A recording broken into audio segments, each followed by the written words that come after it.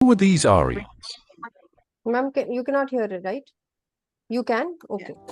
They were a part of the Indo-European family that originated in the Eurasian steppe. We briefly mentioned them last episode as being related to those who migrated into Europe and the Hittites who settled in Anatolia. The Indo-Europeans were nomadic pastoralists and were more suited for war than civilization and culture.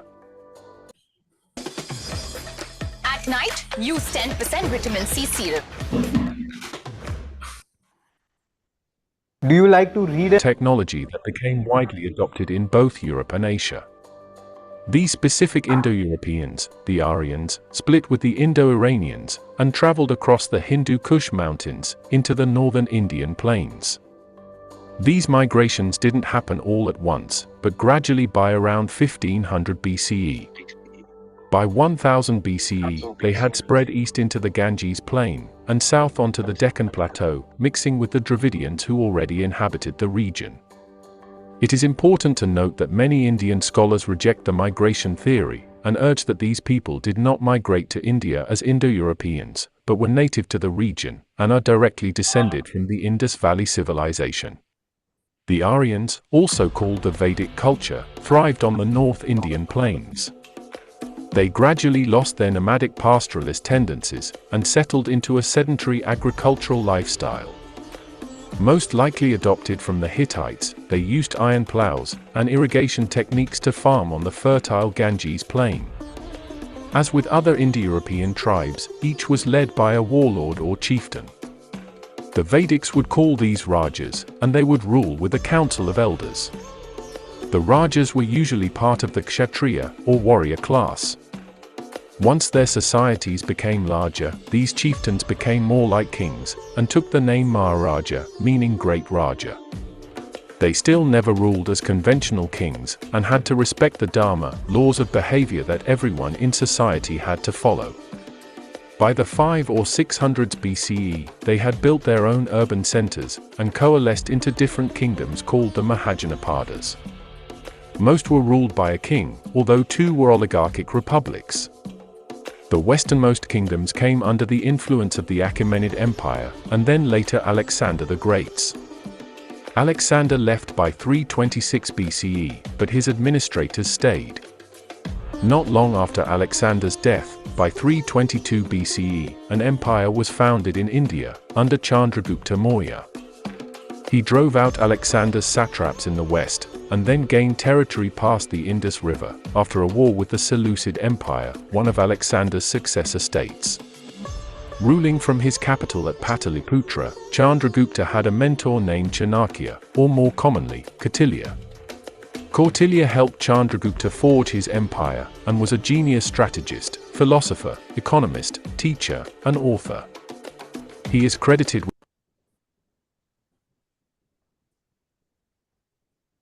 Good afternoon, everyone. Welcome back to the third day of the FDP Faculty Development Program. This is SRM University, Delhi NCR Sonipat, and this is the organizing team is from the Faculty of Humanities. So this is the third day, and your host today will be Dr. Aditi. Dr. Aditi Dev is here. Spotlight, please. Yes. Aditi Dev is here, and the speaker will be Professor Anirudh Joshi. Welcome to you both, and a formal introduction to Professor Joshi will be given by Aditi. Over to you, Aditi. A very good afternoon to all the delegates attending the faculty development program, both in-house as well as faculty members who are attending from outside SRM University. A great figure of a great literary luminary, I must say. Words fall short when we are going to introduce Professor Anirudh Joshi, who has taught in the Punjab University Sanskrit Department for 38 years. He has held posts of chairperson and professor. He has also worked as professor and head of the department. He has also been the recipient of the Dayanand Chair for Vedic Studies and had been the Dean Language Faculty for 4 years. Professor Anirudh Joshi has also successfully guided 75 students for PhD. Today, Professor Anirudh Joshi is with us to speak on the theme Ancient Indian Literature. So over to you, sir. Thank you, Aditi. My pleasure. Good afternoon to everybody present here. I'm thankful to Manju for giving me a chance to interact with the very learned faculty of different universities. She said I was her teacher. Yes, I was her teacher by proxy. I never taught her in English or Sanskrit, but she was a student where I was a teacher when I started my career. She was an honorable colleague of mine in Punjab University for a very long period. Today we start about ancient Indian literature. As you all know, the tradition of Indian literature started from the Vedas. When were Vedas written? When were they were composed? Nobody knows. The four Vedas were handed over from generation to generation orally. Indian tradition regards it as a revealed knowledge, not a knowledge given by a human being. Part of first Rig Veda were given to 10 rishis as revealed knowledge. Western scholars fix the date of the Vedas about 5,000 years before Christ. While Indian tradition says it's time immemorial. There's no date can be fixed. There are two reasons. The tradition was handed over from generation to generation orally. There was no printing technology. There was no paper technology. So it was handed over. A sage or a rishi in an ashram will hand over his knowledge to his students and from generation to the generation. Like this, it went over for thousands of years. Rig Veda is the first of the Veda. It has 10 mandalas. Its verses are called mantras. Mantra word is coming from man, to think, and the Ved word is coming from Vidri Kyane, means knowledge. Ved means knowledge. This is spiritual knowledge. There are so many subjects here. There are prayers to different gods.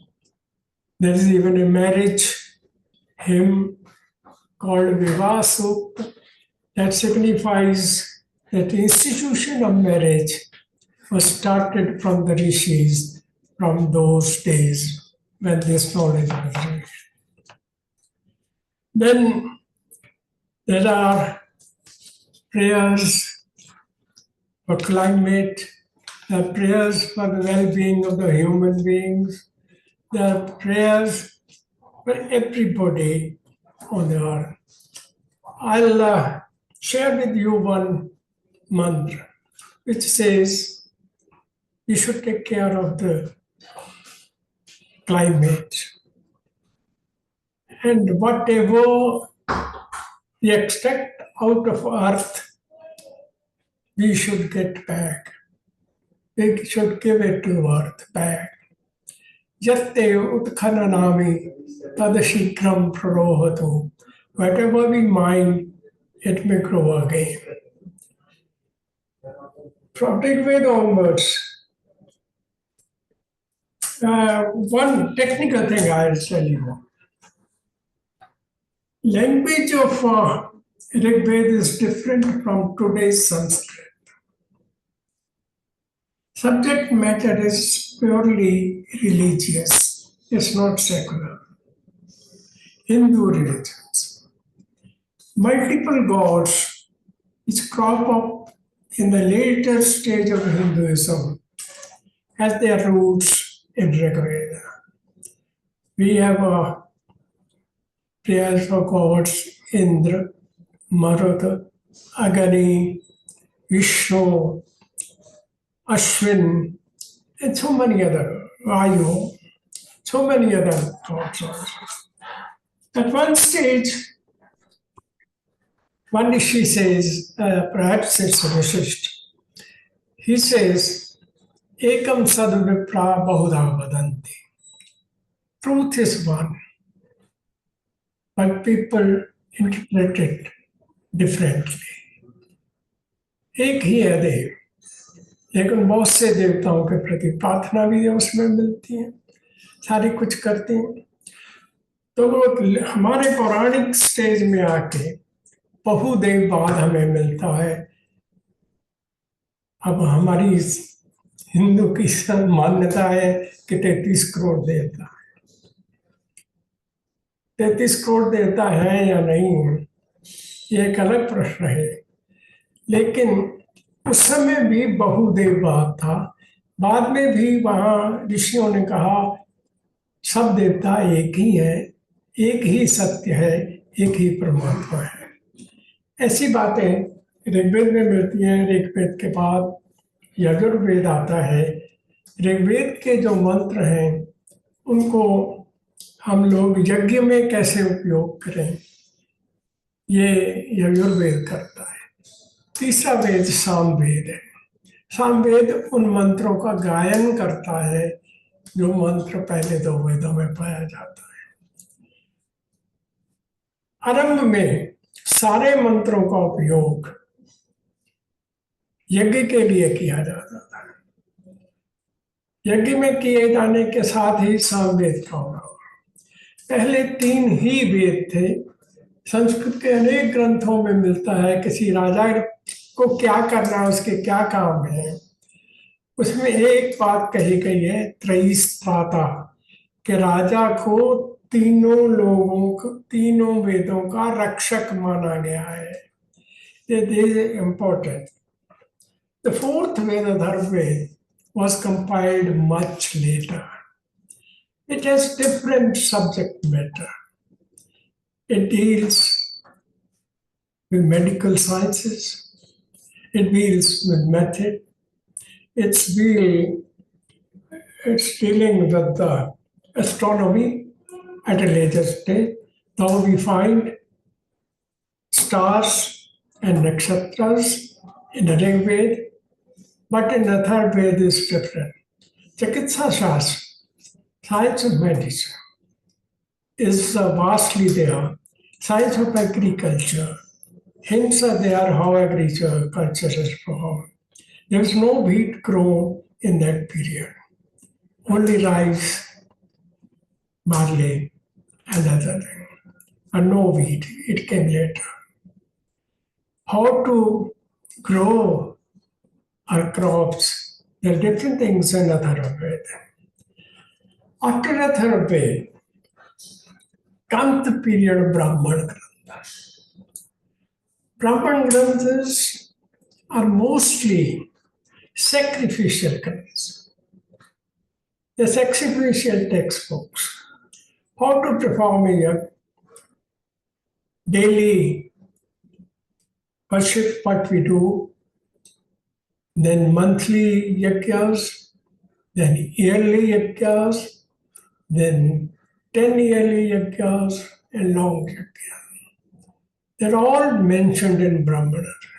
Particularly Shatvat Brahman is one granth where you can find out details about it. From Brahmanas onward, then there are Upanishads. Upanishads have a different subject matter. All Upanishads deal with soul, God, relationship of the soul and God, mukti, and the reality of the world. There are 18 main Upanishads.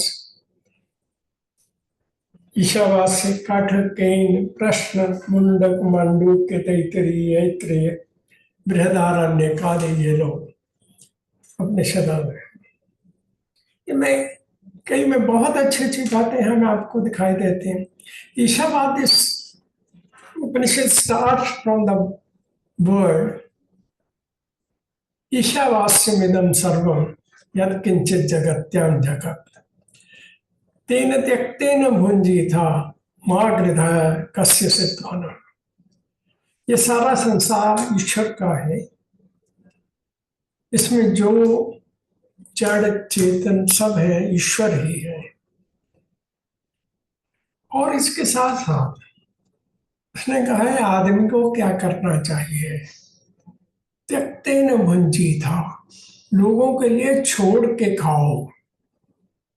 मां हृदय कस्यचित् धनम्, किसी के धन का लालच मत करो, जो अपना है वही खाओ. You can say this is the foundation of socialism. तेन त्यक्तेन भुंजीथा, छोड़ के खाओ. उपनिषदों में जीवन के उपयोग की छोटी छोटी बातें भी मिलती है. बड़ी तैत्तिरीय उपनिषद कहता है कि जब एक स्टूडेंट पास हो जाता है, पढ़ लेता है, तो उसको क्या करना चाहिए. वो उसको उपदेश देता है. मातृदेवो भव, माँ को देवता मानो. पितृदेवो भव, बाप को मानो. अतिथि देवो भव, अतिथि को देवता मानो. साथ ही साथ आचार्य क्या कहता है कि तुम्हें क्या करना चाहिए. जब यहाँ से पढ़ के जा रहे हो तो क्या करना चाहिए. उन्होंने कहा कि ये जो ज्ञान तुम्हें दिया है इसे बांटो, इसे लोगों को दो, इसे अपने पास मत रखो, सीमित मत रखो. और आचार्य लोग इससे भी आगे बड़ी बात करते हैं. वो कहते हैं यानी अस्माकं सुचरितानि, भैया हम लोग आचार्य हैं, टीचर हैं, हमारे जो अच्छे काम है उनको याद रखना. अगर बुरे काम तुम्हें दिखे तो उसको मत रखना. सत्यम ब्रूयात्, सच बोलो. प्रियम ब्रूयात्, सच भी कैसा बोलो, कड़वा सच नहीं. प्रिय सत्य, जो किसी को कष्ट ना दे ऐसा सच बोलो. जीवन के आचरण की बहुत सी छोटी छोटी बातें इसमें दी गई हैं. कठोपनिषद में खास करके एक घटना आती है. नचिकेत एक लड़का है, छोटा बालक है. वो यम से प्रश्न करता है कि मौत क्या होती है, जीवन क्या होता है. इन प्रश्नों का उत्तर वो इंद्र से मांगता है. मृत्यु से पार कैसे पाया जा सकता है. सबसे अच्छी बात तो ये है कि जितने उपनिषद हैं, द एंटायर नॉलेज ऑफ उपनिषद सारी प्रश्न और उत्तर के रूप में है. A student raises a question, a teacher gives the answer. Similar is the case in all philosophical literature which we find in India.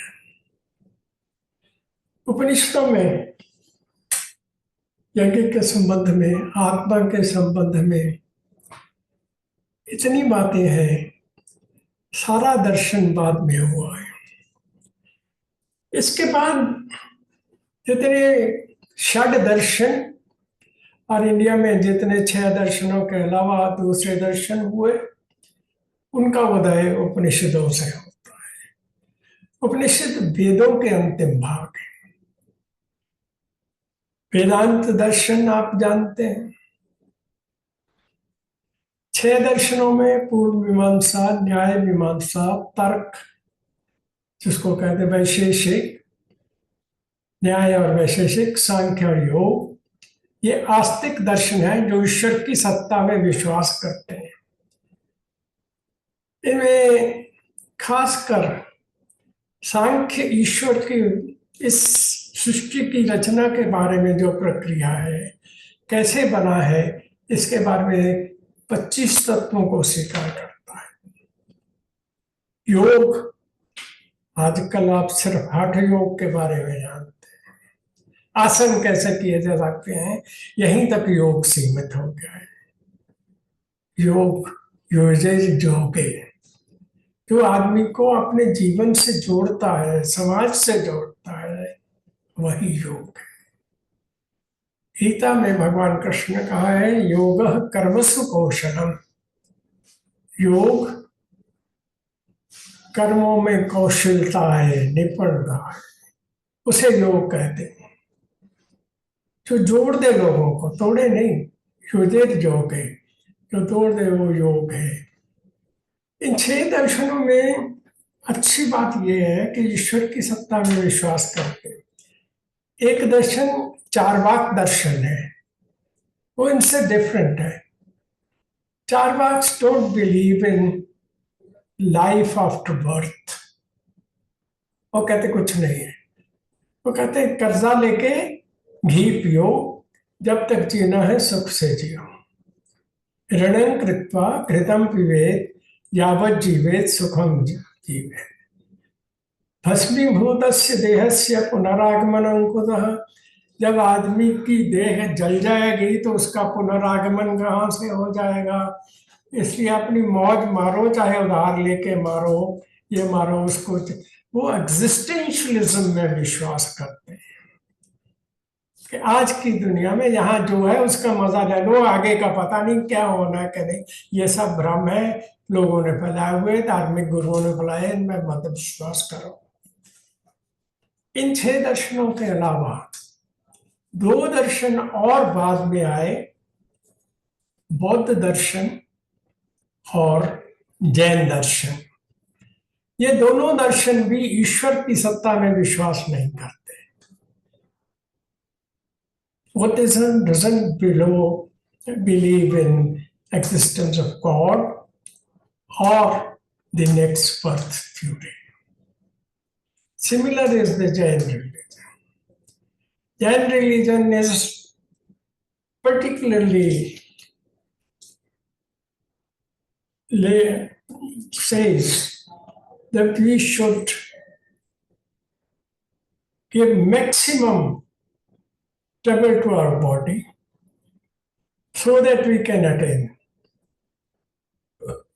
moksha. But these 2 gods are called Nastic God. There are a few very important things about schools of philosophy. One school is called Vaisheshik school, Vaisheshik Darshan. Vaisheshik Darshan doesn't believe the God created this whole thing. He says God is there, but the universe was created from atoms. They are called Pramanuvadi. They believe there's a mantra in Rigveda, Hiranyagarbha Patireka, cosmic theory of golden egg, जिसे आप कहते हैं। सृष्टि से पहले सारी सृष्टि वहां थी, वहां से पैदा हुआ हिरण्यगर्भ का सिद्धांत इसे कहते हैं। इसको कॉस्मिक एग फिजिक्स वाले कहते हैं। आपको हैरानी होगी, ज्योतिष शास्त्र जो बाद में शुरू होता है उसके ट्रेसेस सबसे पहले ऋग्वेद में आए। ज्योतिष शास्त्र में 2 हिस्से हैं, एक को सिद्धांत ज्योतिष कहते हैं और दूसरे को फलित ज्योतिष कहते हैं। Early astronomy started from gazing at the stars. They had naked eyes, no apparatus. no telescopes, nothing of the sort. But what they find out and what we get today in the books is extremely surprising, miraculous. आज से 10,000 साल पहले लिखे हुए ग्रंथ, उनमें यह बताया जाएगा कि कौन सी तारीख को सूरज इतने बजे उदय होगा, इतने बजे अस्त होगा। वो सारा पंचांग में आपको मिलता है, वो हजारों साल पहले बने हुए हैं, आज नहीं बने। उनको ये भी पता है, ब्रह्मगुप्त एक मैथमेटिशियन हुए, एस्ट्रोनॉमर हुए, उन्होंने कहा कि ये पृथ्वी खड़ी नहीं रहती, which scientists accept this, it revolves around sun. सूरज के इर्द गिर्द घूमती है, ये भी उनको पता है। इंडिया के मैथमेटिशियन ने वर्ल्ड को 2 चीजें दी जो मैथमेटिक्स में क्रांति लेके आ गए। From Upanishads, we come over to the epics and Puranas. Puranas are, as is considered, most of scholars consider these are man-made, but the tradition doesn't agree to it. Man-made Puranas are 18 in number, principal Puranas, but today we find more than 100 are also. Puranas are basically based on the subject theme of incarnations of Lord Vishnu. Vaman Puran, Vara Puran, Bhagavad Puran, and Matsya Puran, Agni Puran, Vaivat, Kurm Puran, Linga Puran, Garud Puran, Naradi, Padam Puran, and also they deal with different type of gods and their lives.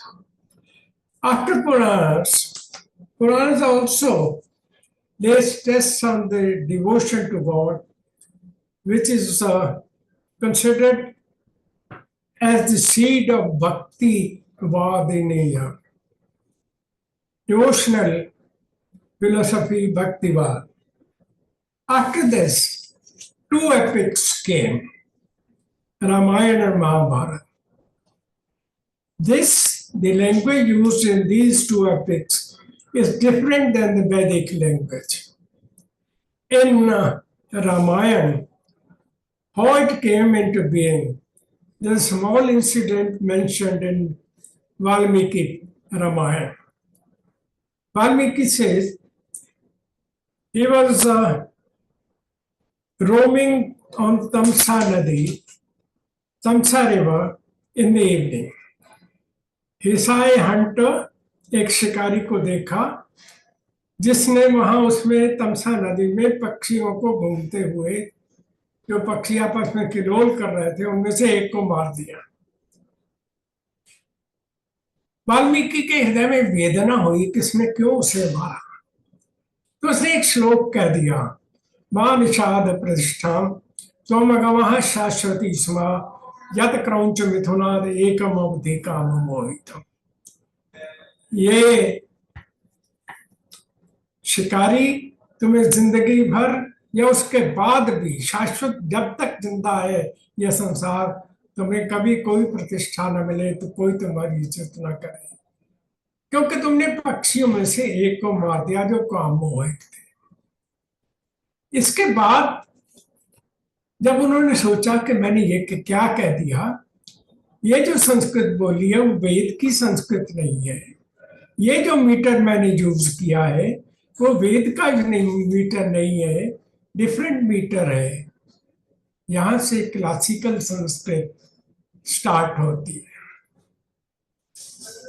इसके बाद की जितनी Sanskrit use हुई है वो classical literature में use हुई है, वो पाणिनि के प्रिंसिपल्स पे, पाणिनि ग्रामर पे डिपेंड करती है, उसके प्रिंसिपल्स के मुताबिक चलती है।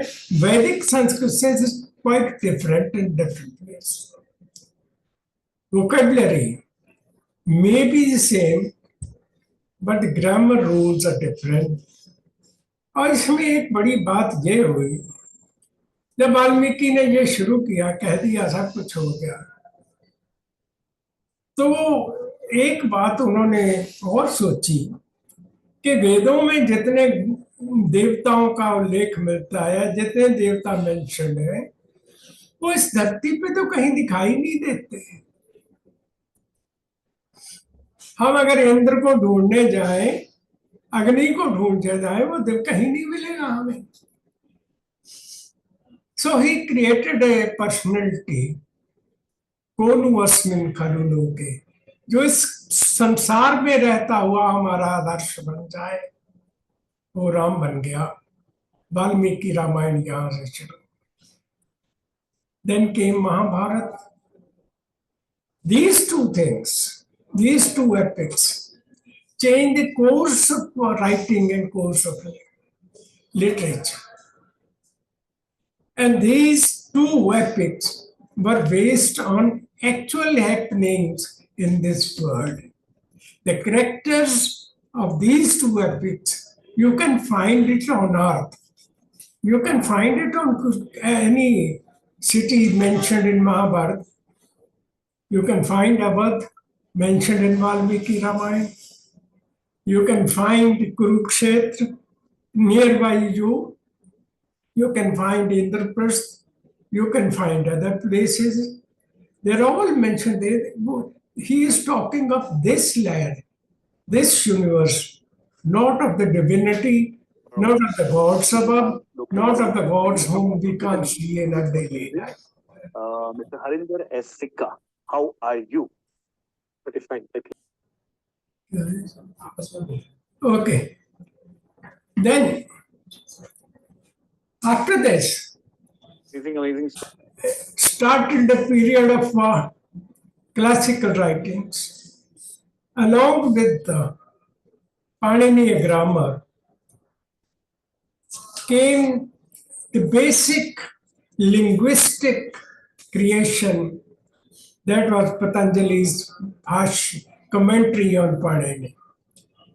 All phonetics, what word, what syllable we spoke from where, which part of our mouth is mentioned in Patanjali. मेरे parents पाकिस्तान से आए थे, refugee colony में रुके. There is some noise coming in. Geeta ma'am, can you please mute yourself? The disturbance आपकी तरफ से आ रही है? No ma'am. Okay. Then this was a technical part. We find in Sanskrit literature popular fable, popular stories, popular fables, Brihad Katha Sagar, a collection of large number of stories. We have dramas, one-act plays. We have poetry collections. We have Mahakavyas, large poetries like Raghuvansh and etc. We have people like Kalidas, Ashwaghosh and others. On this literature, there is a religious tense also on every. Ashwaghosh was a Buddhist. You can find the Buddha. Along with Sanskrit, when Buddhism and Jainism came here, two languages, they were popular and spoken languages at that time, also developed. These are Prakrit and Pali. Most of the Buddhistic literature is written in Pali and Prakrit. And along with these Pali and Prakrit, you can find large pillars, stone pillars, walls where Pali and Prakrit stories are found. where principles of Buddhism and Jainism are found. Pali and Prakrit was a spoken language, not a spoken language of elite. Somehow or the other, Sanskrit had, by that time when Prakrit and Pali came, has become language of elite of the society. It was used in princely states, but only by people who were very learned in Shastras. You can find different types of law books in Sanskrit also. These are called Smritis. You all know what Manu Smriti and all that. But they have a different view. Each person has a different view. Like I would tell you, there is a difference of opinion between the thinkers. Manu, Narad, Puran, Brihaspati, they all have a different view about marriage of the girl. One of them says, when the girl attains puberty, when she starts menstrual period, she should be married off. The others don't agree with that. They say she should not be married before 80. One says not before 20, and the other says when she has finished her studies, only then she should be married. But they don't fight and they don't kill each other. They have a difference of opinion, it's all right. Similarly, there are other things which you find, these are laws. How marriage should be performed, whether a widow can get married or not. Parashar Smriti says a widow should not be married. Narad says, and Brihaspati says, widow can get married if she has not got any children. She can get remarried, but she should marry only. This is Narad. He says she should marry only a person from her own caste or her own family. Widow marriage, thus, is not a new principle or new thing. Similarly, the institutional marriage I told you came from Rigveda. Marriage cannot be annulled. It's a sacrament. It's not a contract that you should do it. You have to be there. Along with that, there are things which marriage is valid in Smritis. Saptapadi, going by 7 steps near the altar and accepting the conditions of the boy and the girl both is Saptapadi. The Hindu law says no marriage is valid until and unless Saptapadi is performed. And then we have treatises on dramaturgy. Principles, how dramas should be written, how they should be staged, how dresses should be made, how many types of heroes we have, how many types of heroines we have, how we can present a play, whether a play can be staged, so where can be actually staged, days are fixed for all this. The area of stage, the area of the auditorium where the people sit, it's all defined. How they heroines, how many types heroines are there, how many types heroes are there, how should they dress up. All these things are in Bharata Shastra. And his basic assertion is, Bharat Muni says, why should we have dramas? Why should we have plays? He said, Shamartanam, Shokartanam, Tapasvinam, Vinoda Jananam Loke Natyame Tad Bhavishyati. जब आदमी काम करते करते थक जाए, जब आदमी शोकग्रस्त हो जाए, और जब आदमी तपस्या करते करते थक जाए, उनको उनका मनोरंजन करने के लिए नाटक का उपयोग होना चाहिए। इसके बाद मैं एक पुस्तक का और उल्लेख करना है। इसके आगे बहुत से ग्रंथ है, भरतमुनि के नाट्यशास्त्र से 10 रूपक है, और चीजें निकली। वो है कौटिल्य का अर्थशास्त्र, a book on treatise of political science. Kautilya, as you all know, was the Prime Minister of Chandragupta Maurya, who established his kingdom. This is a treatise of governance. This is a treatise on how to rule, how to administer. There's a Annadhyaksh, there's a Senadhyaksh, there's a Koshadhyaksh, they're all ministers. Few of his thoughts. He says, Suvikshe anna kartavyam. Suvikshe anna sanchayam kartavyam. When the crop is good, you should store the grains. अकाल ना हो तो इसलिए उसके grains को store करो. How much tax should be levied by a king? Then there are other things like this. Kautilya was the first person who introduced passport system in India.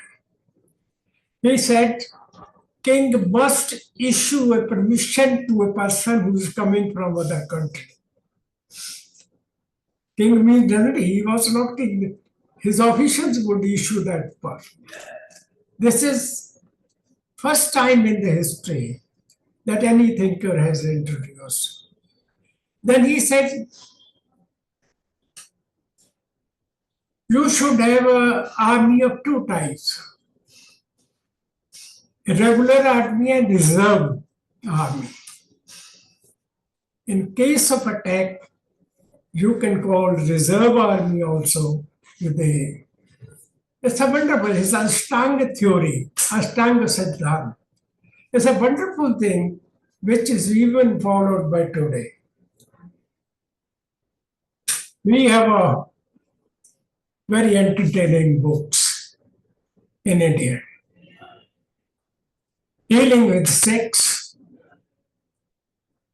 is Vatsayan's Kam Sutra. Western people were simply overawed. How could a country with so much restrictions, with so much principles, would have this type of treatise? It's a book that deals with all types of heroines, all types of sexual behavior, all types of sexual behavior, men and men, and all other things. We have books on Vastu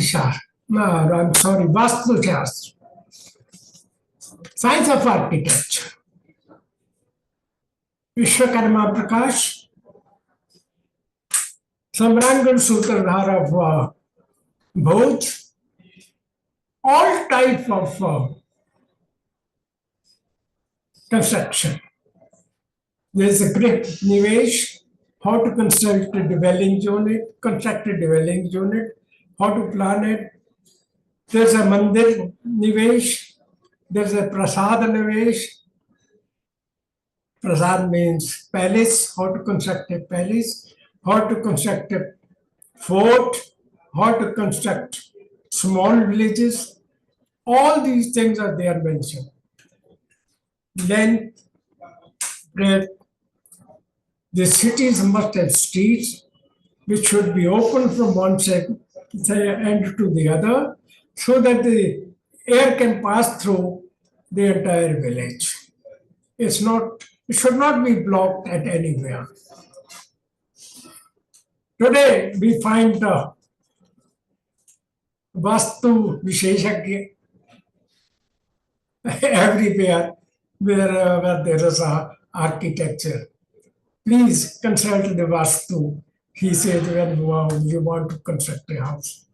This is from that period. Vastu, science of architecture. Science of architecture says dwelling units should not have stone pillars. Shilastambham Shilakubhyam Naravasena Yojaya. Walls of stone and pillars of stone should not be made in dwelling unit of a human being. They lay stress on locally available material. अगर जंगल में बनाना है तो लकड़ी से बनाओ, उसमें हो जाएगा. कहाँ आपने बनाना है, क्या बनाना है, उसमें वहाँ मटेरियल क्या है, वो लोकल मिलता है कि नहीं है. ये जरूरी नहीं है कि मार्बल राजस्थान से लाया जाएगा. जो लाल पत्थर कहीं और मिलता है तो आपके यहाँ से जो ईंट मिलती है उसको लगा लो. ये less stress on this locally material है. Then we have I'll talk about medicine, science of medicine. Science of medicine, as I told you, started from Atharvaveda. There's mention if your bone is broken, if you are ill for a long time, if you have fever, if you are hurt physically, then what to do? There are mantras in Atharvaveda, but the Chikitsa Shastra, the science of medicine, comes later. In science of medicine books, like Sushrut Samhita, Charka Samhita, there are mention about, in Sushrut, you find even the plastic surgery, cataract surgery, surgery of the broken bones, you find it in Sushrut. In Charka Samhita, the Samhita starts from one thing, that human body is likely to get diseases. So what should we do? We should take care of what we eat. From this he starts. There's a full 3 chapters on anatomy that are found in that. Then how to diagnose a disease, Nidan Shastra, is also found in that. There's a long list of books that are available. As far as mathematics is concerned, I'll talk of only one thing. India gave this word the theory of zero. You can see what would have happened if there was no zero. And the theory of decimal point. Now, the modern mathematics, entire mathematics, goes up to infinity with the theory of decimal and theory of zero. This was given by mathematicians. Mathematicians also introduced how to measure the piece of land, because they used to measure how a sacrificial Vedi was to be made, constructed, how long, how broad, how deep. All these are mentioned in mathematics. There are several and several mathematics treatises available in that. Should I go on, Manju? I think it's enough for today. Sir, we have. Sometimes again, I'll come to you personally. You are a gold mine of knowledge, sir, and I'm busy taking notes. I've taken so many notes ever since you started speaking, but I'm sure you must be tired by this time, and we would love to hear you again, but perhaps the delegates who are logged in here may have some questions. So if there are any questions, this is the time when we can ask. And sir, would you like to wrap up your talk now? Would you like to wrap up? Conclude करना चाहेंगे sir? आप mute हो गए.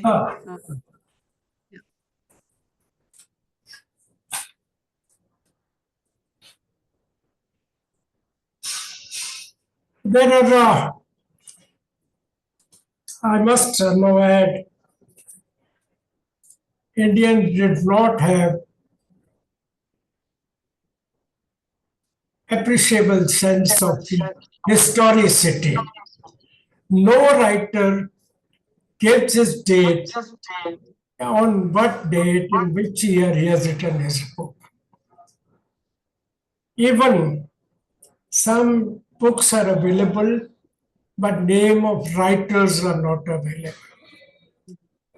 35,000 manuscripts of Sanskrit are available in British Museum.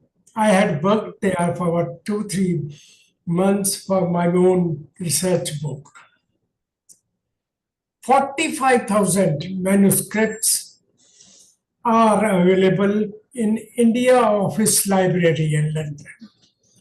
About 1 lakh manuscripts are available, Sanskrit manuscripts are available in German Institute, Max Muller Institute of Germany. Some of these are published, and you will be surprised to know that the 4 Vedas were first published in Germany. That too in Devanagari script. And commentaries on those written by our own ancient scholars, like the Sion commentary on Rig Veda, which was written in 10th century AD, was published first from Berlin Max Muller Institute. We do not take care of our treasures. With these words, I thank you. You have listened to me. Thank you so much. Thank you very much, sir. Thank you very much. We really appreciate that you took time out and you told us so much about the things that we ought to know.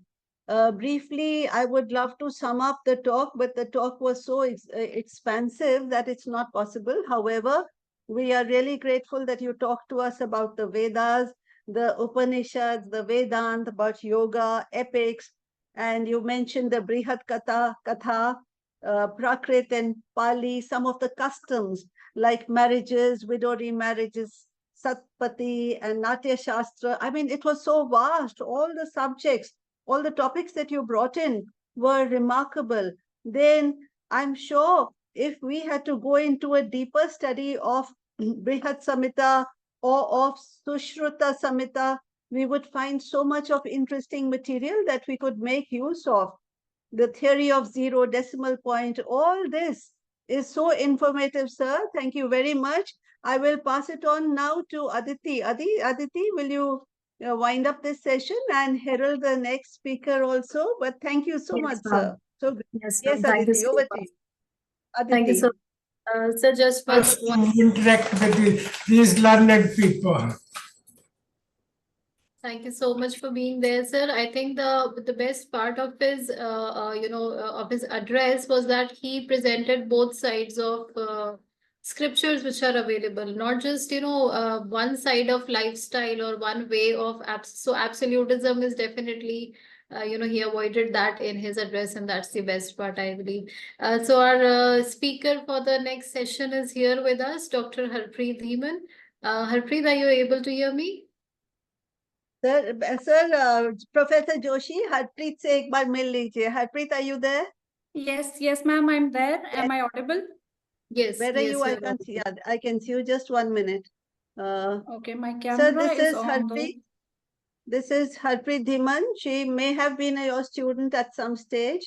And जिस तरह से आपने वेदों के बारे में और उपनिषद वगैरह के बारे में बातें की, she is going to be talking about something different, that is folk tales and so on. So Harpreet, this is Professor Joshi. Thank you, Manju. Good afternoon, sir. And ma'am, am I visible? I mean, Yes, I you're just wanted to visible. check. Yes, you're visible. Okay, You're both great. visible and Great. audible. Back to you, Aditi. Aditi. So to introduce Dr. Harpreet Dhiman to our audience for today, she's a masterful storyteller on a mission to inspire and uplift. Beyond being a lifelong learner and educator, she has successfully transitioned into the corporate world while still finding time to teach at the College of Engineering, Pune during weekends. Her diverse experiences span from radio broadcasting and teaching to storytelling and cybersecurity. She has always been captivated by the rich folk tales of India, finding in them a source of inspiration and profound wisdom. So, Dr. Harpreet Dhiman, I welcome for your talk on folk tales of the times gone by. Thank you so much, Aditi. And it's nice to see you after a very long time. We have been colleagues at one point in time. Yes, so happy to connect with you. And Harpreet, let me check with the conference room. The conference room, somebody please tell me if Harpreet's voice is clear. We had some issues some time back. Harpreet, please say something. Sure. Yeah, good afternoon, everyone. I hope I am clear, audible, or are we facing any issues? We can wait till those are fixed. Conference room, Vaishul, please tell us. Audible and clear as well, ma'am. Great. Oh, wonderful. Yeah, so Harpreet, over to you. Okay, first of all, thank you so much, for this warm welcome. I'm so happy to be part of this learning session. I hope that I'm able to contribute with whatever little knowledge I have. And I have prepared a small PPT that I would like to share. So, actually, I'm not really Let me just give you the rights. Harpreet, where are you, Harpreet? Are you Harpreet or no? You're Harpreet Dhiman. Dhiman, yeah. Where are you, Harpreet Dhiman? Yeah. I'll just give you the rights. Okay, I made you the co-host. Now you can share.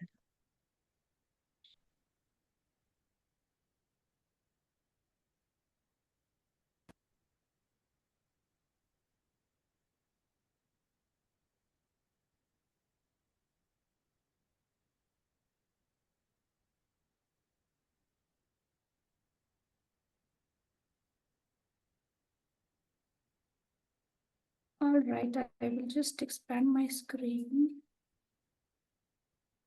Somehow, I don't know why my laptop is giving me a little bit of trouble today. I'm not able to expand, neither can I see the option. You can see it very well. Can you see your screen? Can you see your PPT on your screen?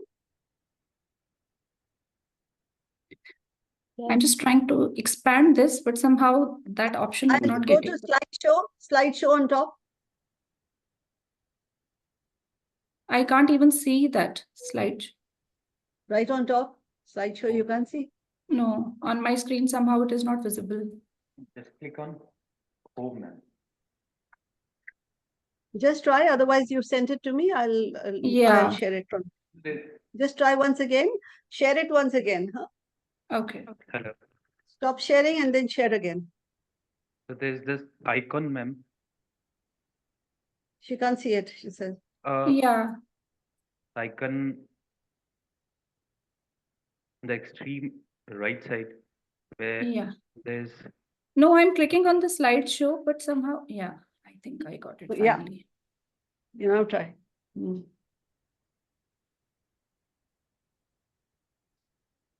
I've clicked on it, still nothing is happening.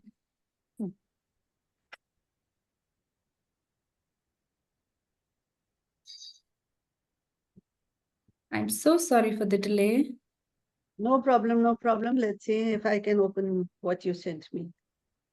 Right.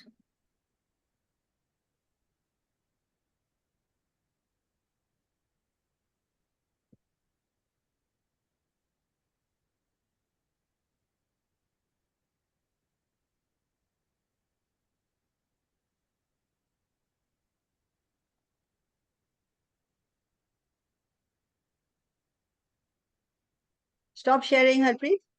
Yes, I stopped, ma'am. I think Stop sharing. should we? Right. Let me try. Okay. Is there any sound in your PPT? No. No, okay. Can you see it? Yes, you've come to the last slide.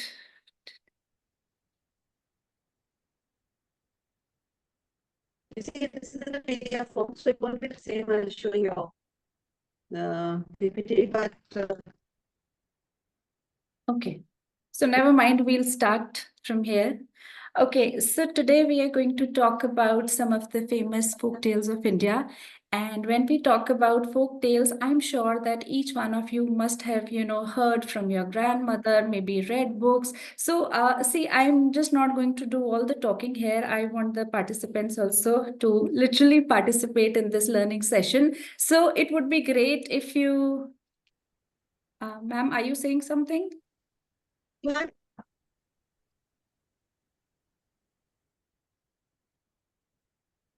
Is the sound clear for everyone? Because for me it was not clear, probably because I was sharing it. No, Anyway, carry on. If there's a problem, I'll tell you. Huh? Please carry on. Harpreet, please carry on. Right, ma'am.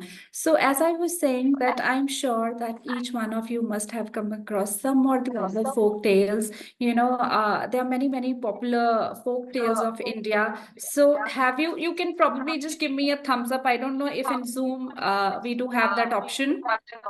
Do we have those smileys and... So can somebody give me a thumbs up or something just to tell me that probably... Yes. I just want some reactions to understand that you're following up with me. So I'm sure that you must have heard about, these tales from the Panchtantra, Akbar and Birbal and Tenali Raman. In fact, while we were growing up, I don't know what age group of the audience, but during 80s, there was a very famous small visual picture, should I say, or which was created by, the government called Ek Chidiya Anek Chidiya, which was like Ekta Mein Anekta. We don't see those kind of movies, small short movies these days, but, when we were growing up, we had seen. And that is, one example of how the unity in diversity was shown. And again, that was, one of the tales of the Panchtantra, which was picked up to kind of teach a lesson. And we'll be talking about many other such tales also. But basically, what is the focus today? Let me just move on to that what are we going to learn today? First of all, we're going to learn a little bit more about, we're going to discuss oral tradition and how it is very important from a teaching learning perspective. Then folk tales as teachers. And I would want to really hear from all of you that, do you think that folk tales are teachers? And if they are, teachers, how do they teach? I'm looking forward to hearing that from you. Then we are also going to talk, touch upon how these tales, which were like, if I talk about the tales of the Panchtantra, they came into being in the 3rd or 4th century BC. But today, even in 2024, they are as relevant as they were centuries ago. Today, the management lessons, they incorporate all of these tales. And, there are many similarities of these tales with the other tales that kind of, you must be familiar with Aesop's fables. And there is a lot of debate also which goes on among scholars and critics. Some believe that, they originated from India. Some believe that, probably Greece was the originating point. But that is something which is debatable. And we have many evidences saying that, these actually originated in India because the kind of animals, the characters which are being talked about are very much Indian. So we'll be touching upon all these things. So I move on to the next slide. Ma'am, would you please scroll on the next one? Yeah. Okay, so oral tradition. See, when we think about folk tales in general, here I'm not talking about the folk tales of India, but in general, how did they actually come to us?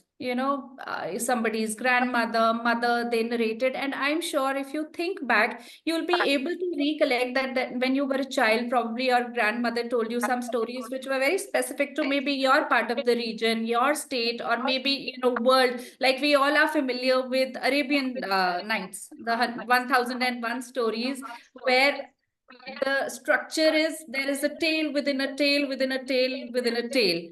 And similarly, even in the Panch Tantra, as the title itself is Panch Tantra. Panch means panch and Tantra means, lessons. So there are 5 big lessons which are incorporated. And again, there is a frame story, and within the story, one of the characters starts narrating another story. And this is a very, very interesting structure. If you read, like, I have this book which is by Penguin Classics, the Panchtantra. If you read it, like my daughter has started reading it these days, and I'm just so happy about it, because there's so many lessons that you can incorporate, not just in your personal life, but while you're teaching students in your professional arena, there'll be many answers that you'll be find. So basically, these folk tales are not just something which are purely for the purpose of entertainment. When you are maybe getting bored, or, you just want to pick up a story and read it, there are a lot of lessons that you will derive that will be very helpful to you in the longer run.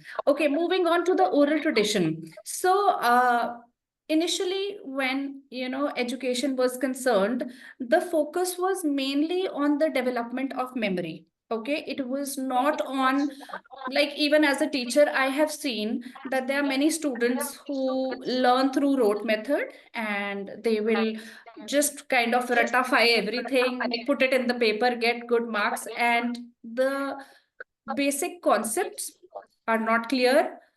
The way learning should happen is not happening, because the idea is to get better marks. But, when we talk about oral tradition, so here I'm going to tell you something about a book called Phaedrus, wherein Socrates tells, that why oral tradition, or, how learning is imparted and grasped, is much more than just writing. So writing was something which came later, but here I have made a reference to a story which I would briefly read for you. So it says, although the screen is very small, but I'll try to read it. I hope you people can see it as well. That Socrates discuss. Ma'am, you've gone to, yeah, we need to, yeah. Okay, yeah. So Socrates discusses the potential drawbacks of writing, particularly its impact on memory and learning.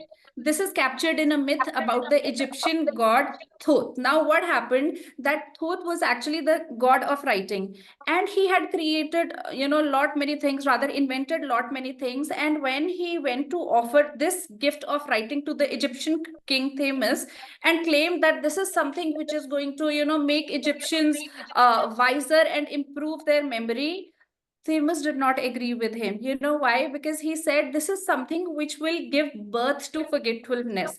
Now, let me give you a very simple everyday example. If I go back like a few decades when we had landlines at our home, do you remember that how many phone numbers did we remember of neighbors and relatives and everyone? And we never had to actually, we would go to an STD and just dial the number. But today, when it comes to remembering phone numbers, everything is stored in the phone or in our laptop. And, maybe apart from 1 or 2 very close members of the family, we do not remember the phone numbers. Why? Because the dependency has been on what we've been storing. Had that option not been there, again, this is debatable, but I'm just making you think. And it also, reminds me of a funny meme that I came across, that how, when we save numbers, what happens is, like, for example, if a person has 2 phone numbers, then, somebody saves it as husband 1 and husband 2, or, mom 1 or mom 2, how we have kind of become dependent on all these things. But oral tradition, from where actually things or learning passed on, it was much bigger and wider, and at that point in time, the focus was more on remembering things, to grasping things and retaining them, rather than just forgetting them. Okay, so Socrates says that there was more dependence on, written text and superficial understanding and impersonal and static nature of writing. Now, you'll also agree with me that when it comes to oral tradition, for example, if somebody is narrating a story, or if you are reading a story, so perhaps reading would also would be different, because perhaps you are playing it in your mind and there are emotions and expressions that probably you are playing in your mind. But my daughter is just trying to peep in, so I'm sorry that there is some movement going on behind. Anyhow, so it just kind of broke my thing, sorry. So what happens is that sometimes I'll just take a second. We were talking, we were talking about memory and how. Right. And then there is so much dependence. So when we're sending a message, you must have seen that when we are communicating with someone, and this was also captured in that movie of Amir Khan, where he says that, one particular word, when it has multiple tones attached to it, the meaning totally changes. It completely changes. Similarly, when we say something to someone orally and when we write a message, for example, a text message, the maximum miscommunication happens because when someone wrote, there was no emotion, whether there was excitement, whether there was anger, whether there was disappointment. So orally things are transferred in a much better way than in the written manner. But then again, as I say, this is debatable. There are both sides, but something about oral tradition is now, before moving on to the next slide, ma'am, I would want you to wait. I want some of you to tell me that whenever, so in my teaching career, I've come across a lot of students who've come to me and they have asked me that, ma'am, we really want to improve our English language skills. We don't have good command and we do not have good fluency. And there are other children who probably make fun of us. So can you give us some tips? This is a very common question that I have come across as a teacher. So whenever, I'm sure that all of you must also be coming across such students. So when your students come to you, what is it that you tell them? It would be great if some of you can unmute yourself and maybe tell me what you tell a student who wants to improve. What are the tips or maybe one thing that you tell someone? I'm in a Sanskrit college, and most of the students, they haven't studied the basic English. Sometimes I have to teach them even like grammar portion, and not exactly the grammar portion. Sometimes I have to teach them ABC. So but some of the students who are bright and they want to go to abroad and they want to go for IELTS coaching.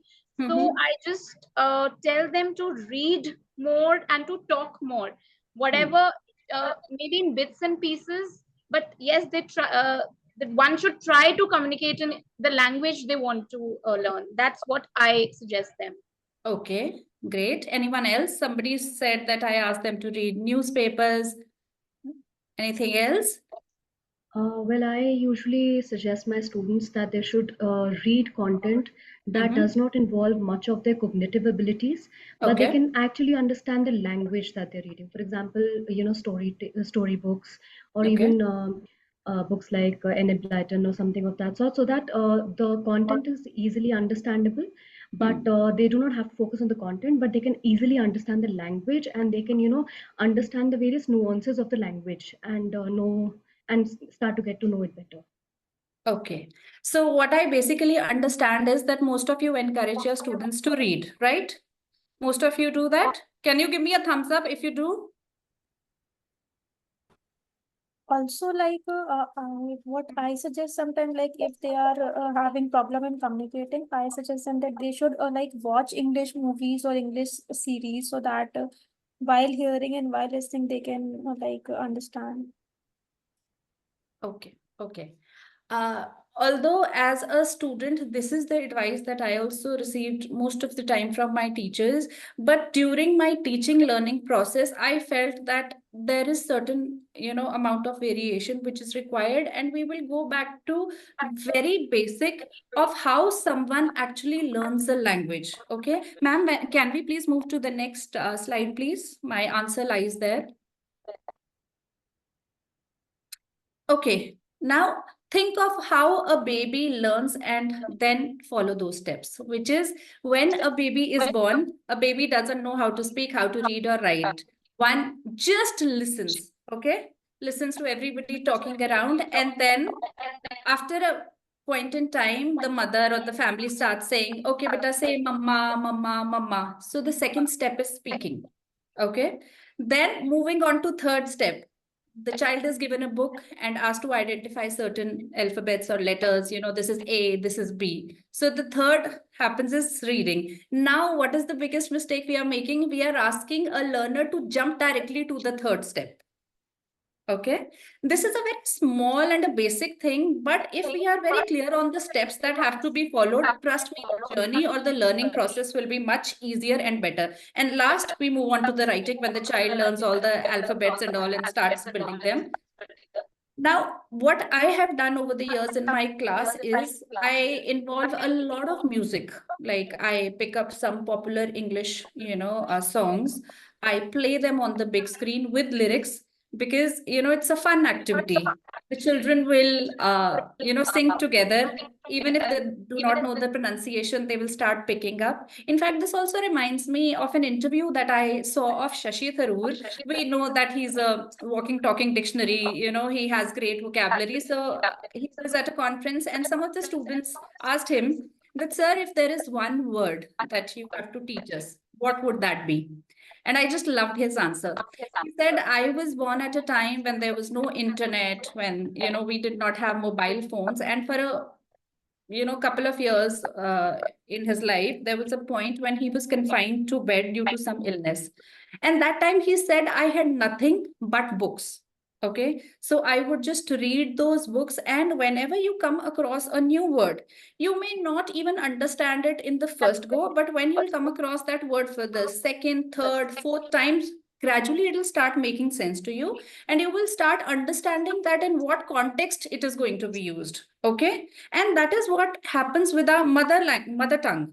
We do not get into the dictionary and understand. It's just that over the period of time, when we keep on using with our family members, with our friends, we understand the context and we are able to use it. Okay, so he said, if there is one word that I'm supposed to give to you, that one word would be read. So there is nothing that can replace reading. If you really want to enhance your language or your vocabulary, reading will help. But then again, I would advise all of you that whenever your students, turn to you and seek your advice, ask them to listen. Now, what generally, if you look at the two of the columns above, listening and reading, I prefer to combine them. What I do is I ask them to watch movies or, any of the English series which combines listening and reading. That means watch a movie with subtitles. And I think even most of us, even if we understand English and the subtitles are on, we have this tendency to read. So it improves your listening and it also improves your reading. This is something which will come very handy. Then I hope that this part is useful. Now I'll come to the Indian folk tales. So Panchtantra, as I introduced in the beginning, it is one of the earliest repositories of animal fables. And there are many fables which are very, very popular. We're going to talk about some of them. I'm going to briefly read also some of them for you. And they are very entertaining and didactic. You can use them, while teaching your students, quote examples from them, because our Indian folk traditions are very, very rich. You have no idea how those can be, even, in order to make your class very, for example, they are getting bored. This is something I would always do. I would save the last 5 minutes for a very entertaining story by Akbar or Birbal. And I would narrate that in English, ask them to pick words, ask me questions. These are the things that will, and this is something which will also hold their interest. Basically, the idea is that the students must be interested. As I said that, I was told that you must read a newspaper for your, for improving your language. But newspaper is something that, I did not really was keen on reading, but I was keen on reading, short stories and tales like these as the Panchtantra, Akbar and Birbal. So these are the stories which were composed in 3rd century by a person called Vishnu Sharma. Now there is a story behind it that, the king had 3 sons. And all of those sons were very dull.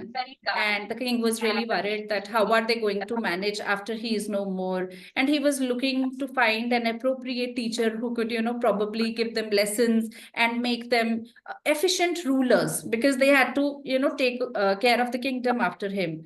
But the princes were not at all interested. So then one of the courtiers suggested that there is this wise man, Vishnu Sharma, and I believe that if you hand over the princess to him, he is going to make them, fine kings. So Vishnu Sharma is summoned. And then the king tells him that, if you make my boys wise, I'm going to give you a very large portion of land, which Vishnu Sharma very gracefully declines and says that, knowledge is something that he wants to sell. He takes the princes along with him and he trains them for 6 months. And during these 6 months, what does he do? He narrates these stories. Now, these stories, they are of friendship, they are of betrayal, they are of cheating, they are of how, politics has to be managed. But all these stories are through animal tales. I'm sure that, you must be familiar with the story of the monkey and the crocodile, one of the famous tales from the Panchtantra. We'll talk about that as well. Then talking about Akbar and Birbal and Tenali Raman, both were, there in the courts, and they Birbal, as you know, was known as one of the Navratnas. That means 9 jewels of Akbar. On the other hand, Tenali Raman was known as one of the Ashtadiggats. That means Asht means 8. So one of the 8 very profound pillars of King Krishna Devaraya's kingdom. So both of them, the difference between Panchtantra and on the other hand, the tales of Akbar and Birbal and Tenali Raman is, in the Panchtantra, you come across a lot of moral values and teachings which will help you in your life, in your career, in your everyday decision making. But the beauty of Akbar and Birbal and Tenali Raman tales is that you learn wit, you learn satire. The way both of them come up with witty answers. And here I think I would want to read one of the stories of from the tales of Birbal, which I kind of like. So one day what happens is that the emperor awoke and the sun was already high in the heavens. Akbar's head ached. He felt tired and unrested. He stumbled out of bed and surveyed the morning grumpily. So he was in a really bad mood. The first person he saw was a sweeper, busy sweeping the paved courtyard below. The sweeper looked up, saw the emperor, and bowed. A frown creased Akbar's head. I have started my day badly, he muttered. Then reproached himself for being superstitious. And then he kind of wanted to brush it aside. Now, this is one story which calls out that how there are certain things that we need to unlearn. Unlearning is a very, very important process of our evolving and growing. Okay. As he walked across the room, he stumbled upon a fold in the carpet and almost fell.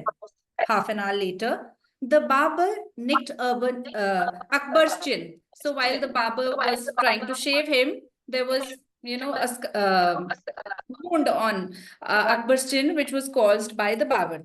For the first time while shaving him, a ruby fell out of one of the emperor's rings, and the melon served to him at lunch were tasteless. So one after the other, the things were going wrong. By evening, Akbar was in a really bad mood, and a messenger brought the news of the death of one of Akbar's distant cousins. This was the last straw. Akbar could not control his temper any longer. Get out of my sight, he roared at the terrified messenger. Birbal, where is Birbal? Send Birbal to me. Birbal, Akbar shouted as soon as he saw his favorite minister. I have spent a miserable day.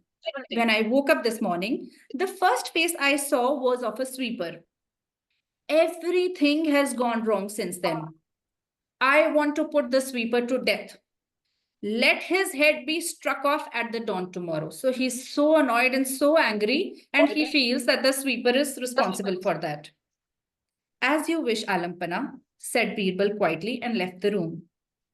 When the sweeper heard of his fate, he fell at Birbal's feet and begged him to save his life. Only you can help me, Huzur, he wept. The emperor will surely listen to you. I have done no wrong. If I die, who will look after my wife and little children? Dry your tears. Birbal raised the sobbing man to his feet. I will try my best to save you. The emperor was up before the dawn next morning. He said his prayers and felt relaxed and refreshed. There was a knock on the door. It was Birbal. Akbar suddenly remembered the order he had given. Come in, Birbal, he said. Has the sweeper been executed yet? Akbar was feeling a little guilty, because what happens is that we also have this tendency to just pass on the orders when we are totally overtaken by some emotions. Everything is ready for the execution, Shah Alam, Birbal replied. But the sweeper keeps repeating one thing, and I do not know how to refute it, Jahapana. The first person you saw yesterday was the sweeper. That was an ill omen, and you spent an uncomfortable day. But the first person the sweeper saw yesterday was Your Majesty. The sweeper claims that the sight of your face has become more unlucky for him than the sight of his face was for you. He is going to lose his life because the first person he saw yesterday was you. Now just imagine, this was the best way he could have saved an innocent life. He just made the king realize that he was at fault Now these are the things, these stories give us some point of view to sit back and think that many times this is what we all also do. Wherever we are angry and that aggression has taken complete control over us, we just do things that are not right. So it's always to sit back, respond, then react, and take at least 24 hours before arriving at any conclusion. So these are the stories you can discuss with your students, with your children, with, in your classrooms to make them more didactic. And I feel somehow, when I was a kid, we had this subject called moral science. For some reason, it is no longer part of the curriculum. I wish it was there, because then all these stories have been part of a natural learning of the students. Anyhow, we'll move on to the next slide. Okay, so folk tales, as I said, they teach us a lot, moral lessons and values, wit, wisdom, and satire. And there is also cultural preservation. Through these stories, we understand how things were during bygones, and because over the period of time, as we evolve, things keep on changing.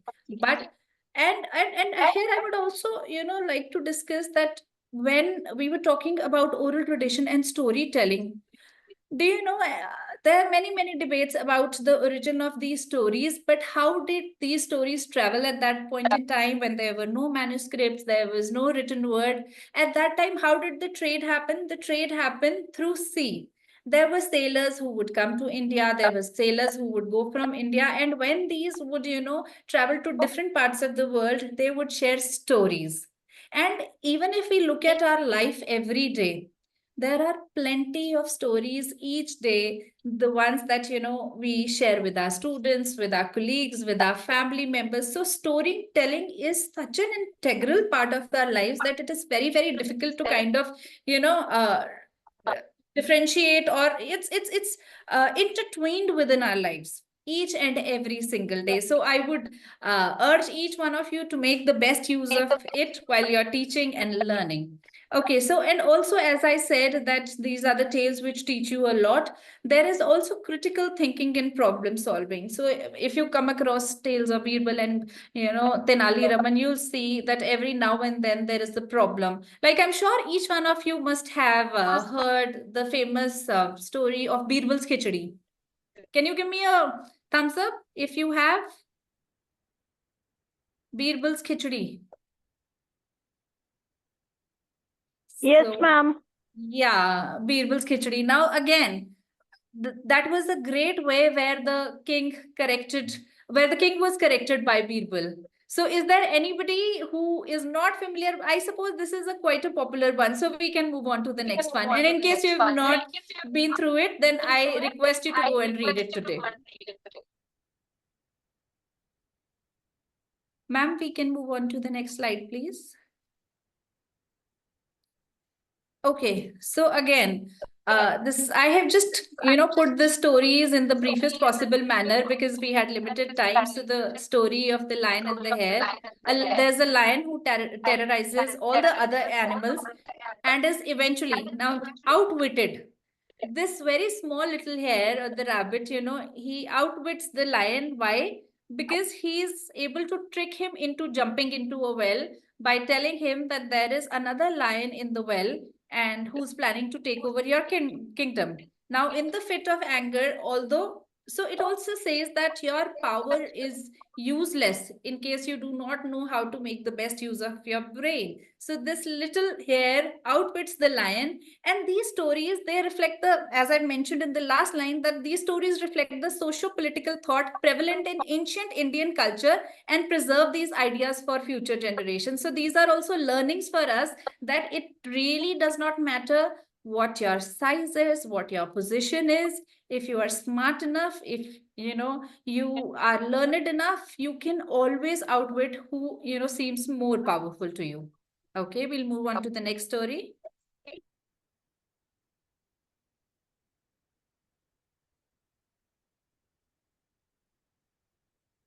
So witty Birbal.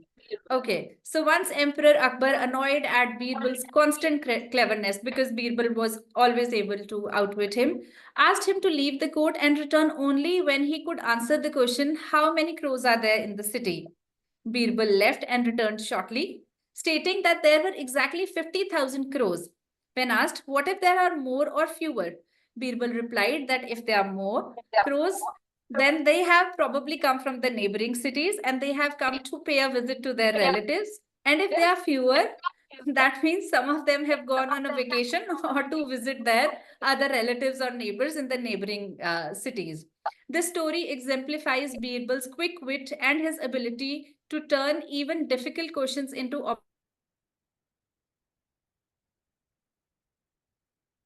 movie of Jodha Akbar, wherein Aishwarya Rai and Hrithik Roshan are there. So if you go on the deleted scenes of the movie on YouTube, you will come across this scene, which was initially, part of the real movie, where Akbar comes across Birbal, and he poses the same question, but later on, because of the length of the movie, that scene had to be removed.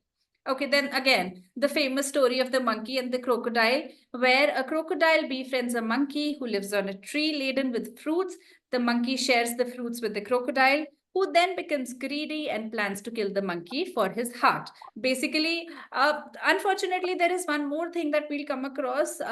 We see that over the years, the way women are portrayed, it has improved drastically. But unfortunately, if you look at the tales of the Panchtantra, you'll see that the portrayal of women is not great, or even for that matter of female characters. Like here, the wife of the crocodile is the one who urges crocodile to leave his friendship behind and get the heart of the monkey, because she wonders that it is going to be much more juicy than the fruit that they have been having regularly. The monkey, through his wit, manages to escape. The story teaches the value of friendship, loyalty, and intelligence over brute force. These moral lessons have been passed down through generations, preserving their cultural emphasis on ethics and cleverness. So you can, if you're clever enough, even in a situation wherein you were in the middle of the river, he just outwitted him, saying that, you wanted my heart, but you didn't tell me before. I left it on the tree. So we'll have to go back to the tree. I'll pick it up and then we'll come back.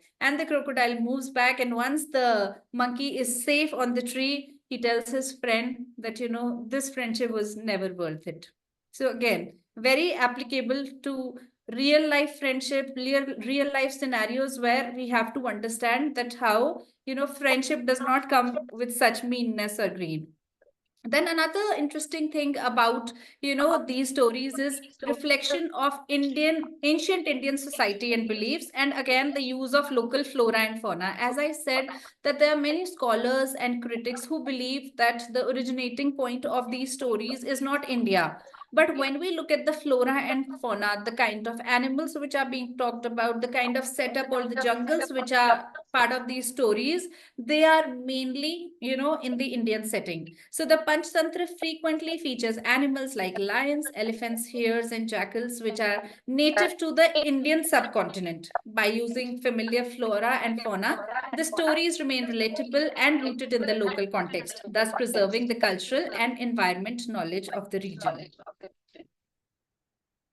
Okay, now we'll come to the last part. I think we're almost well in time, and centuries old yet timeless. Now these stories have been used as an educational tool across generations. And when I talk about them across generations, so during initially when they were transferred from through sailors or through grandmothers, it was long before pre-print media, when it was only through listening. Then manuscripts came in, and after manuscripts, print media came in, where the reader came into picture, and post-print electronic media, where the spectators came in. And if you look at these tales, you will see that how in the various popular forms of literature, you will find them present.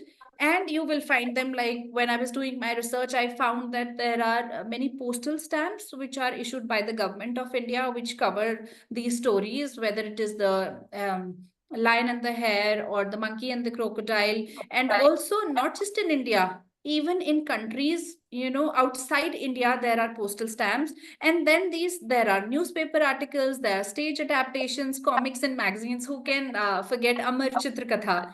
All of us have read those magazines while growing up. Then radio and television. In fact, in many films also, I remember there was a movie wherein Ashok Kumar.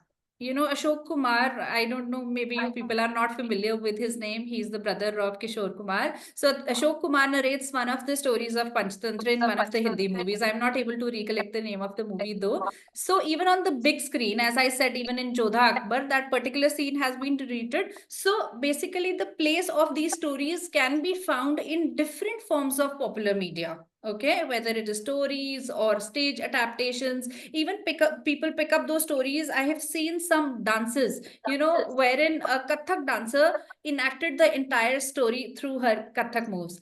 So these have been used as an educational tool for centuries, teaching young children important life lessons through engaging narratives. And the tradition of storytelling ensures that cultural values, wisdom, and practical knowledge are continuously passed down, maintaining a connection with the past. And with this, I also urge each one of you to get back to these stories. There is a connection of these stories with all of us and with our lives. Once you start reading them, they are so simple, easy to use. I'm sure that you can use it in multiple ways in your teaching, learning, and they will not just help you in your teaching, learning, but also find answers to many real life problems that you may come across. So with that, we come to the end of this session, and I think we are right on time. Thank you. Thank you so much, Harpreet. Very much in time indeed. So I would like to ask the audience to post any questions if you have. You can post it in the chat box, or you can ask them online.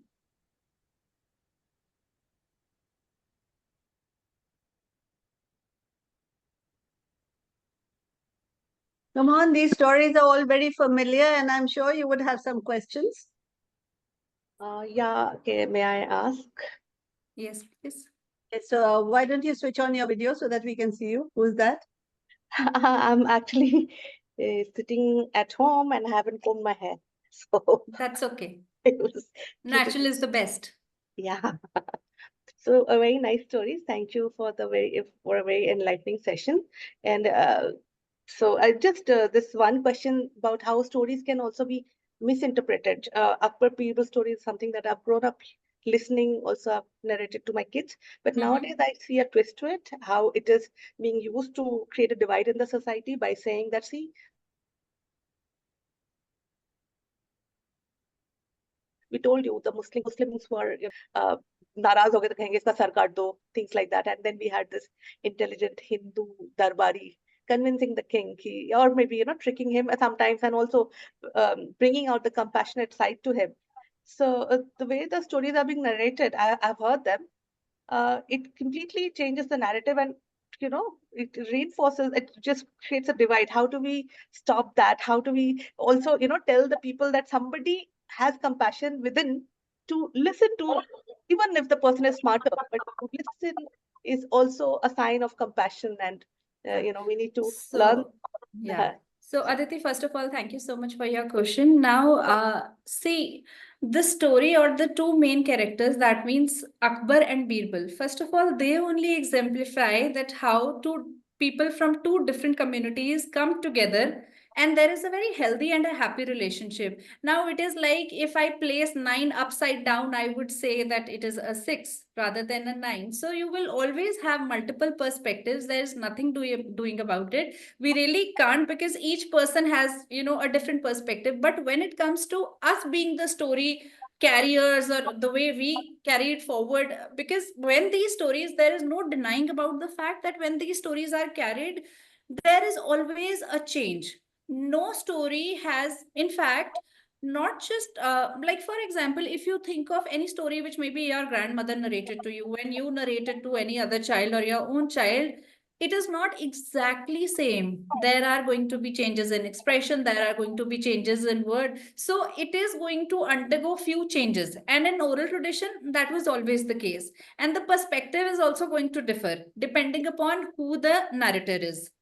But as long as that command is in our hand, I think we can take that responsibility of, putting it across as something which is from a very compassionate point of view, as you said. And also, that is there. People are going to use it, to create a divide. In fact, in case somebody wants to add something to it, how can we kind of stop that from happening? I'll be happy to take that up, But I feel that this is something which we, all of us, cannot have a control. We can only have control of how we pass on the things. Is there anyone else? Ma'am, what are your thoughts on that? Sorry, may I just add? Yeah, we need to add more stories to that. Right. I would just go on to a Western narrative where if you look at the Western...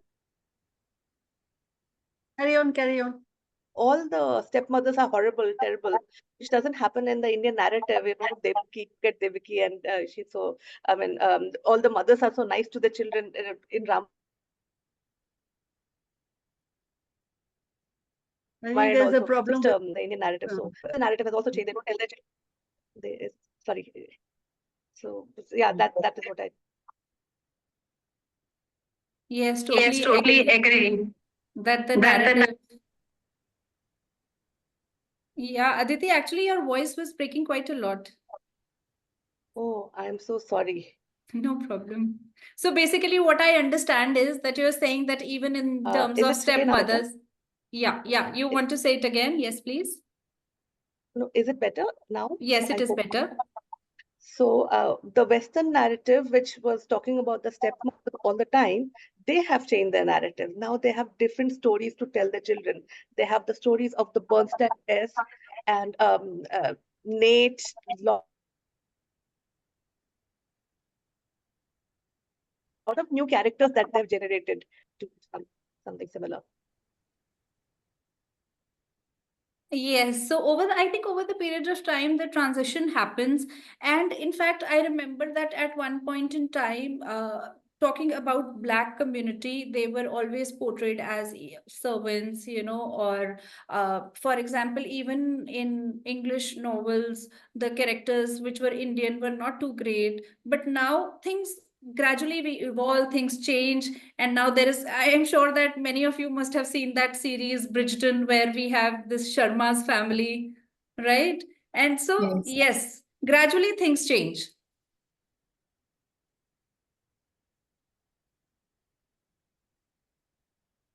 So ma'am, I was asking you, what are your thoughts on this? There are so many other young people around. I think you should take their opinion first. I'm waiting. Yeah. Come on, there should be more observation. Sakshi wants to say something. Come on, Sakshi. Am I audible, ma'am? Yes, you are audible. Ma'am, my question is, what would be the dates of these Cannot hear you, Sakshi. Ma'am, I'll remove my head. At least I could not hear you. Am I audible? Am I audible to other people? Sound is very low. Your sound is very low. Okay, okay. I'll just disconnect my Bluetooth and call normal. Just give me that. Meanwhile, you can take other apps. Okay. So any observations or anything or any of the stories maybe you heard from your grandmother or maybe you read about which you would want to talk or share? Malvika wants to say something. Yeah, Malvika? if we have to start from stories if we want to बच्चों को कहानियां सुनानी, then how do we which book should we start with? Which stories, which author? Which author? Yeah. Okay, so depends upon, first of all, there are certain parameters. Like when I recommend books to anyone, the first thing is what is the age? Because in fact, if I talk about myself till date, I love reading children's literature. I love their books, and generally with a lot of illustrations, even the font sizes being it is very colorful, it kind of captivates me and holds my attention. So I always feel that if there is somebody who's just beginning to, read and wants to experiment or maybe learn the language, and we are using stories as a medium, so I always suggest that pick up books with some illustrations. Like when I was a child, while growing up, I read a lot of Russian folk tales. Okay. And one of them still happens to be my favorite book, which is When Daddy Was a Little Boy. And this book has been translated into, I think, more than 25 Indian languages and is very popular across the globe. And the stories are very simple about, how girl, she is not well and she's confined to bed, and the father narrates her stories about what all childhood troubles he created for his parents, and it's very entertaining. But again, when there are visuals added to it, even if a lot of things do not make sense, those visual kind of captivate your attention. And all the books that I have read, all the Russian folk tales that I've read, I've been so fascinated by the illustrations in them that till date, if somebody asks me that what is one country which is your dream destination, I always say I want to go to Russia, and particularly to Moscow, because the books that I read had lots of illustrations. So there can be anything. It can be illustrations. It can be maybe the flow of writing. So initially come up with something easy. Like for example, there is this story book I can show you, which is Stories of Akbar and Birbal. Now this is by Scholastic, okay? But on the other hand, if I look at this Penguin version, this is fairly for somebody who's been into reading for quite some time. Not something that if you give to a beginner, because the language is a little difficult. In fact, even the introduction itself is of almost, I think, 20-30 pages. Yeah. It's more for scholars. It's more for scholars. Right, In fact, right. When I was doing the MPhil course with my students, I referred to this one. Yeah. So depending upon, so for, early beginners, like for example, this particular book, this is of 80 pages only. Okay, it is small. It has stories which are like, for example, 2 to 3 pages. Each story is of 2 to 3 pages. So it is something when when we are trying to inculcate a habit of reading, it is always better to start small. Don't give big size projects to any of your students or anybody who's learning. Give them very small portions. And once they build that interest, you can give them, maybe gradually you can increase the size. So begin with children's literature. I would say if somebody is just learning, is at the initial stages, but gradually you can recommend them books which are for example, like I'll tell you about myself. I have a 12-year-old daughter, and I wanted her to inculcate the habit of reading. And I'm so lucky she's a lot into reading. Now, there is one book which I recommended, and I've recommended or gifted, I think, endlessly to so many children, which is Good Night Stories for Rebel Girls. And in the case of boys, Good Night Stories for Rebel Boys. Now, those are stories of 100 women who actually changed the world. So she had reached a stage where fairy tales and prince and princess and Cinderella was long done. So now she needed, women who have actually brought a change in the world. But, reading very biographical stories is not something that would have been suitable for her age. Now, these stories, which is Goodnight Stories for Rebel Girls, is just a one-page story, which will take, I think, 2 to 3 minutes, for a child to read. And I always encouraged, and initially I used to sit with her and read those stories just 2 to 3 minutes right before the bed, because then it will go into the subconscious mind. And that is how your thinking or your kind of, your entire neuro-linguistic thing happens. So I started with that, and gradually she moved on to stories which were like 2 pages, then 3 pages, and now she has come at a point in time where if I give her a book which is like 300 pages, probably she'll take 3 days to finish it off, because that habit has developed. Don't ever try to, as I said, there are steps. Just understand the steps. Start from step 1. Don't just directly go to step 3 or step 5. That will really be helpful. Starting small.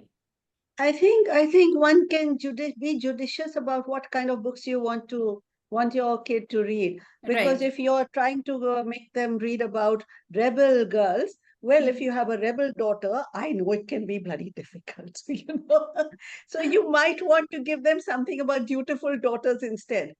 Ma'am, that the title is Rebel. Moral science. You were talking about moral science. You were talking about Yes, moral ma'am. science. Ma'am, And moral places were when they would teach you how to be very dutiful and obedient and respectful and so on. That is also very important. So I think you have to decide what you want your child to learn and then go step by step. Right. I agree with you, ma'am. I totally agree. What these stories are basically about, like, Serena Williams, or, wherein they created a place for themselves in the society where women were not there before. While being, beautiful and everything, not that they went and fought or something, but yes, point taken. Because the first thing they would do is they would try the rebellion against you.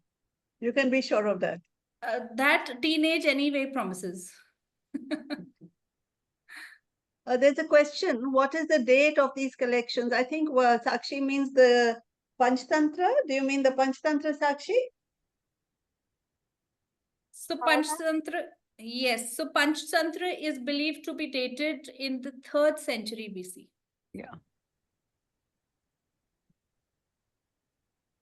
So they are very old. In fact, Panchtantra is considered one of the oldest collections of Indian folk tales. Akbar and Birbal, because I don't think they were coterminous with the actual historical range of the king. It could have been much later. And similarly, I only came to know about Tenali Raman through the, cartoon series.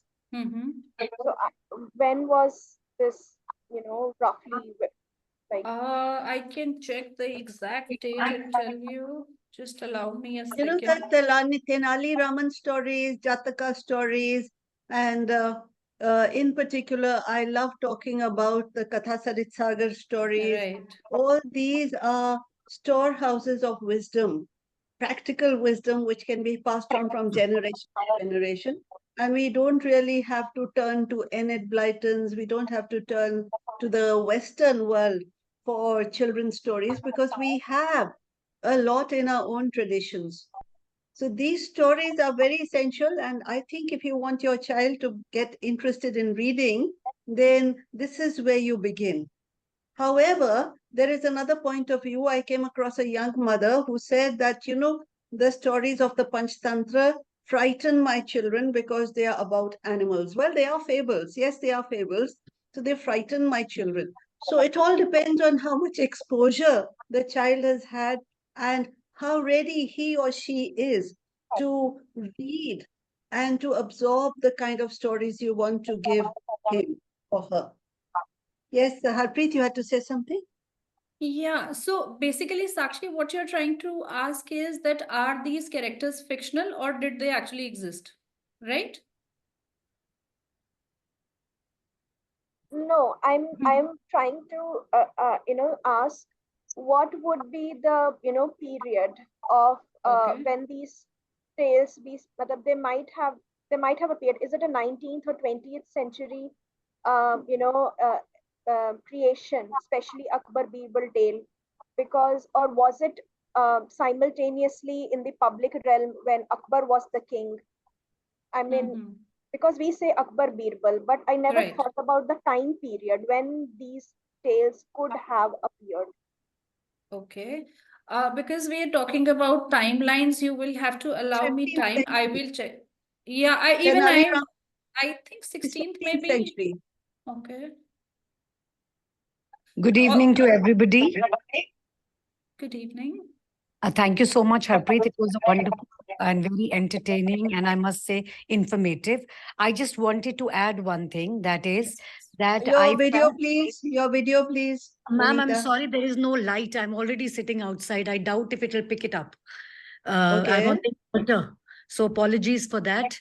And coming back to what I was saying is that since Vishnu Sharma employed the less orthodox system of teaching the students, these three princes, by narrating these tales. And I would like to just add it to the IKS, the Indian knowledge system, that perhaps we too can think of less orthodox ways to teach our children, our students, and teach them things, teach them lessons of success and morality and many other ways. We do not have to actually go by the conventional parameters. We too today can think of unconventional means using practical tutorials, whatever way, whatever the NEP is trying to tell us in the exact form. And perhaps we can take a lesson here from Vishnu Sharma ji, how he did that in his time, and he made sure that these three, because essentially what I feel the Panchtantra tells is critical thinking. He helped the princes to take the decision themselves by presenting many kind of perspectives. So each perspective was then thought about critically. And then, of course, there are so many subtales because each Panchtantra essentially teaches us, this niti, which is policy essentially. And so from then, because when you come to the realization them yourself that, oh, this is befriending a friend, and this is. So I would just wanted to link it to IKS that yes, we too can go the unconventional way. Thank you once again. It was extremely well presented. Thank you, Dr. Vanita. And thank you for Aditi, your over to you. words. Yeah. So I thank Harpreet profusely for her very nicely put together lecture and for that small bite of how to help teachers in helping students improve their language skills. So yes, that was very good and very well put together, Harpreet. I would like to thank all the participants who've been here today to attend the FDP session. Ma'am, excuse me, there is one ma'am who wants to ask something. She has a mic in your conference room. Yes, somebody from the conference room. Somebody from the conference room has something to say. Please speak up. Saroj ma'am, I believe it's Saroj ma'am. First of all, I congratulate you, ma'am, for a very interesting and knowledgeable lecture. Of course, it's very right that by storytelling, we can teach the audience, we can teach the common masses, and we can teach the student also. Some difficult concept can be easily explained by that. And this system was prevalent not only in India, but in Western society also.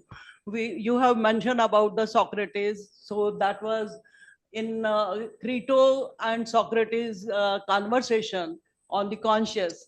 So that is also very interesting in the thought. And student, when we discuss these things with them, so they enjoy these things and understand the abstract concept into a very simple way. And this in India also, Ramanand Swami, he has also traveled length and breadth of the country for 13 years. And he taught the people by just, you can say, lecturing them, giving them a practical type of knowledge. And also, these days, it is also getting importance also. I was reading in the paper that Haryana government that has also planned some,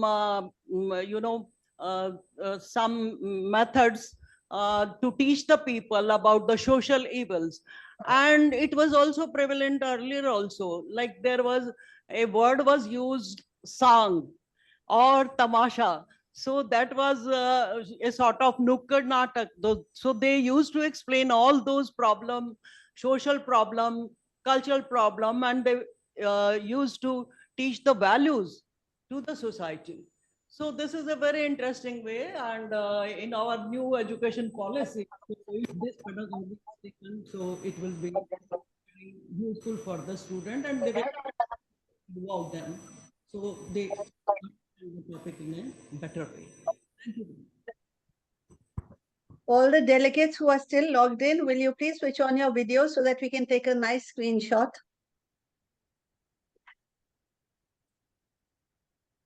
Have your nicest smiles in place. And remember, tomorrow, what do we have? Tomorrow we have yoga and meditation. Session on yoga and meditation.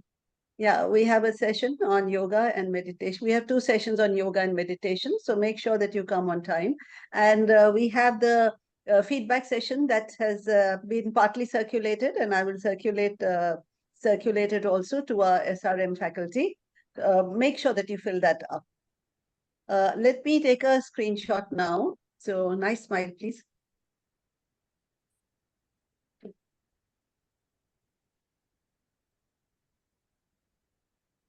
Okay, but I got some blank ones also. Pramila, where were you?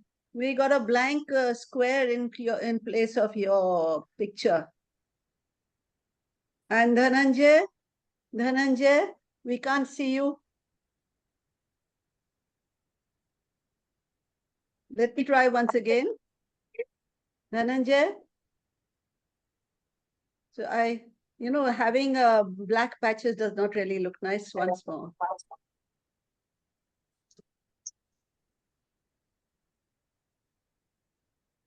Yeah, I've still got one black patch, but never mind. So thank you very much. And Aditi, say the final thank you, and then we say a bye to everyone. So I thank everyone, both the in-house and in-house faculty members at SRM University for being there, for being a patient audience to both the sessions. Then I would like to thank all the delegates for joining us from outside SRM University.